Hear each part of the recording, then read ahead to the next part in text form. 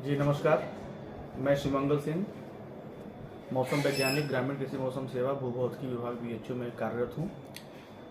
Sir, अगर मौसम की बात की जाए तो आज क्या टेम्परेचर है और पिछले आज के दिन क्या टेम्परेचर था और क्या लग रहा है अनुमान की टेम्परेचर की क्या स्थिति रहेगी? जी, अगर हम तापमान की बात करें तो पिछले साल 2023 में फिर से जी नमस्कार, मेरा नाम शिवमंगल सिंह है। मैं ग्रामीण कृषि मौसम सेवा, भूभौतिकी विभाग BHU में तकनीकी अधिकारी के पद पर कार्यरत हूँ। सर, अगर मौसम की बात की जाए तो सन 2022 में क्या स्थिति थी, 2023 में क्या स्थिति है और अनुमान क्या लगाया जा रहा है कि मौसम का क्या स्थिति रहेगी आगे जो है?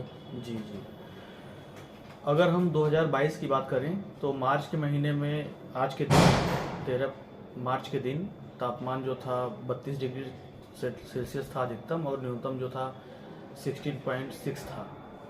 और इस साल 2023 की बात करें तो ये तापमान जो है बढ़कर 35 के आसपास चला गया है और मिनिमम जो है 17 चला गया है। तो हम देख रहे हैं कि एक साल के अंतराल पे ही 2 डिग्री तापमान की बढ़ोतरी देखी जा रही है, जिसका कि सीधे तौर से किसानों के फसलों पे, पशुपालन पे और जितने भी सेक्टर हैं, चाहे इंसान हो, चाहे जानवर हो, चाहे पेड़ पौधे हो, सब पे इसका कहीं ना कहीं बुरा प्रभाव पड़ रहा है।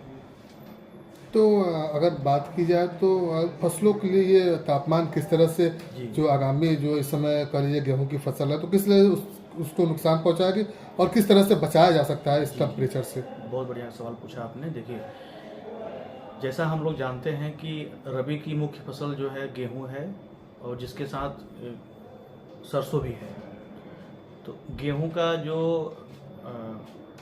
अभी पीरियड चल रहा है उसमें क्या होता है कि मिल्किंग स्टेज के बाद उसको दाना को अच्छा बनने के लिए एक पीरियड ऑफ टाइम की ज़रूरत होती है, और वो पीरियड ऑफ टाइम कम हो गया है। कहीं ना कहीं कम होने का कारण क्या है कि दिन में देख रहे हैं आप, इतनी तेज़ धूप हो रही है, तो जो वो पीरियड ऑफ टाइम ठंडे का चाहिए होता है वो कम हो गया है। कम होने की वजह से फसल जो है जल्दी सूख जाएगी तो उसमें जो दाने लगे हैं वो भी सूख जाएंगे और फसल की जो पत्तियां हैं वो भी सही से विकसित नहीं हो पाएंगी। तो अनाज के साथ साथ जो भूसा का उत्पादन भी होता है वो कम हो जाएगा।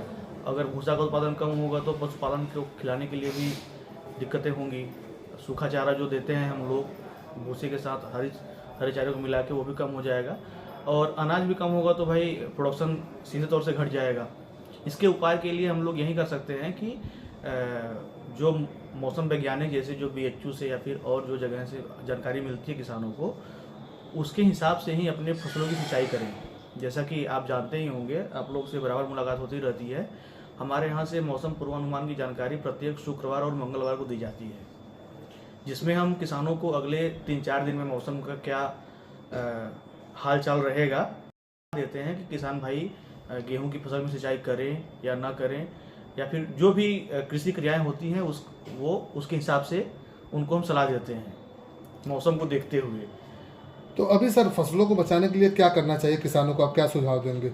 अभी तत्काल प्रभाव से अगर बात करें तो गेहूं और सरसों की फसल में, और जो कद्दू वर्ग की फसलें हैं जिसके हम लोग भिंडी हो गया या फिर कद्दूकर की फसलों में लौकी हो गया, कोहड़ा हो गया, इन सब की फसलों में सिंचाई नियमित अंतराल पे करें। मतलब ज़्यादा लेट ना करें कि भाई आप देख रहे हैं आज सिंचाई किए, कल परसों में जो ज़मीन है सूख जा रहा है, तो आप लेट मत करिए, क्योंकि इतना तेज़ धूप पड़ रहा है ना, थोड़ा सा भी अगर उसमें पानी कमी पड़ेगी तो प्लांट सूख जाएगा, और सूख जाएगा तो वो जब प्लांट मजबूत नहीं रहेगा तो फल कहाँ से देगा वो। इसलिए पानी की उपलब्धता बनाए रखना सबसे बढ़िया तरीका इस समय है। तो इसलिए किसान भाई पूरी तरह से फसलों को बचाने के लिए पानी की उपलब्धता का विशेष ध्यान दें। हाँ सर, आगामी दिनों में अगर बात की जाए तो कितना लगभग अनुमानतः टेम्परेचर बढ़ने की उम्मीद है और इसके पीछे मुख्य कारण क्या है? देखिए, जैसा कि IPCC एक संस्था है जो वर्ल्ड लेवल की है, उस संस्था के रिपोर्ट के अनुसार हम बताएं तो आने वाले फ्यूचर में भी तापमान की बढ़ोतरी देखी गई है। तो जैसा कि हम अभी देख सकते हैं प्रत्यक्ष रूप से 2022 में क्या था और 2023 में कितना हो गया है, ऐसे ही हर साल तापमान कुछ ना कुछ बढ़ता रहेगा। तो इसका मुख्य कारण क्या है कि इतना ज़्यादा इंडस्ट्री बन रही है, पेड़ पौधों को काटा जा रहा है, उसका क्षरण हो रहा है। तो इसका ये तो एक बड़ा कारण है ही, साथ ही साथ अगर हम देखें तो ग्लोबल वार्मिंग जो है, ग्लोबल वार्मिंग की वजह से ही तापमान में बढ़ोतरी हो रही है। और आने वाले दिनों में अगर ऐसे ही होता रहा तो भाई रबी की फसल की बात करें या फिर जायद की फसल की बात करें, किसी भी सीजन की बात करें, तो फसलों के उत्पादन पे इसका कहीं ना कहीं नकारात्मक प्रभाव ही पड़ रहा है। सर, पहले जो देखा जाता था ठंडी भी ज़्यादा पड़ती, ज़्यादा दिनों तक पड़ती थी, कार्यकाल होता था, बरसात का भी ज़्यादा कार्यकाल होता था, तो वो किस तरह से जो है फसलों के लिए उपयोगी होता था और मनुष्यों के लिए भी और पशुओं के लिए भी उपयोगी होता था? जी देखिए, जैसा कि आप देख सकते हैं हमारे बनारस क्षेत्र में इस साल जो ठंडी पड़ी है, 15 से 20 दिन जो है अच्छी ठंडी पड़ी है। उसके बाद आप देखे होंगे तो सुबह शाम के समय ठंडी रहती है। अभी भी अगर बरसात और जाड़े की बात करें तो काशी को ध्यान में रखते हुए कितने दिनों तक बरसात होनी चाहिए, कितनी बरसात होनी चाहिए और कितना जाड़ा कितने दिनों तक पड़नी चाहिए? जी, अगर हम पहले बरसात की बात करते हैं, अगर हम बरसात की बात करें तो वाराणसी क्षेत्र में जो वार्षिक वर्षा होनी चाहिए वो 1060 मिलीमीटर होती है पूरे सीजन में, तो वो अच्छा माना जाता है। अगर इससे कम होती है तो फिर भाई वो सीधे फसलों को नुकसान या फिर जो भी बरसात के पानी पे डिपेंड होते हैं उनके लिए दिक्कत पैदा करती है। और अगर बात करें बरसात के दिनों की संख्या, तो एक सीजन में जो कि शुरू होता है 15 जून से लेकर 3 अक्टूबर तक चलता है बरसात का मौसम। मतलब आप समझिए 15 जून जो है बरसात के आगमन का समय है और 3 अक्टूबर जो है बरसात के प्रस्थान का समय है।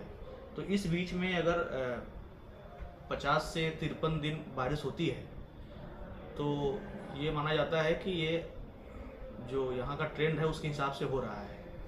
अगर हम जाड़े की बात करें तो जाड़ा जो हमारे यहाँ पड़ता है, आप लोग जानते होंगे, दिसंबर और जनवरी में पड़ता है। अगर दिसंबर और जनवरी के माह में, पूरे माह में और फरवरी के फर्स्ट वीक तक अच्छी ठंडी पड़ती है, जैसे कि अच्छी ठंडी पड़ेगी तो फसलों की जो पैदावार होती है, जो मुख्य फसल गेहूं है, आलू है और सरसों भी है, तो उनका उत्पादन अच्छा होता है। अगर इस पीरियड के दौरान मान लीजिए कि किस जनवरी में पड़ा अच्छा, फरवरी फर्स्ट वीक में अच्छा ठंडी पड़ा, लेकिन 10 फरवरी के बाद 15-25 पूरा फरवरी जो है ठंडी कम पड़ा, तो वो सीधे तौर से जो है गेहूं की फसल के ऊपर प्रभाव डालता है और उत्पादन घट जाता है। ये हो गया ठंडी का।